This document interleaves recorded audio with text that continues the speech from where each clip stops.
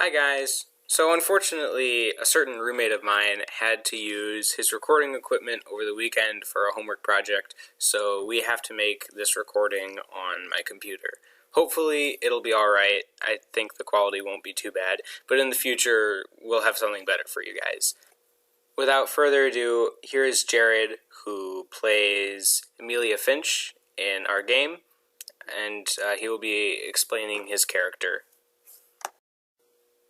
Hello, I'm Jared, a player in our Lovecraftian tabletop RPG. I play Emelia Finch, a childishly jovial 23-year-old woman who has a mysterious ghostly power known as the Shining.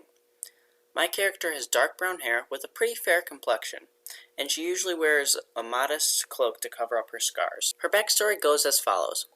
Prior to Emelia's birth, her father was sent into the Spanish-American War, but was quickly discharged to a mental hospital. Insanity made itself a home within him, and all it took from a shell-shocked man was bearing witness to an aspect of Katanathoa. Several years went by before he was finally cleared to go home, but this was enough time for his wife to bear an illegitimate daughter.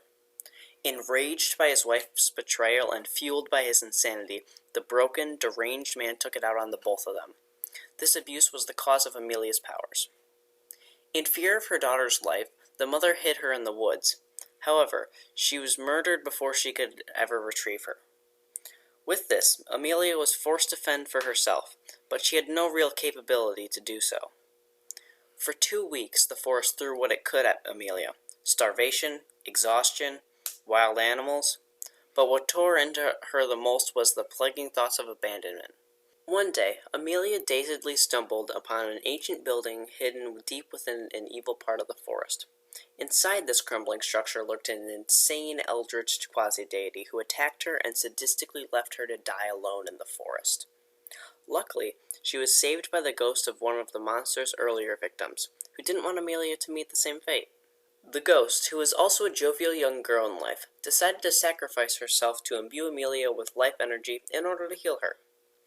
Other victims of the monster helped lead her to a small band of stray cats, who taught her how to hunt, survive, and speak the language of cats. At the age of 14, she was discovered and brought back to a nearby city of New Orleans, where she would spend the next 9 years of her life reintegrating into human society. Thanks again, guys, for tuning in to Raving Role Players. Next week we'll have our second character introduction, but until then, like and subscribe, and we'll see you in a week.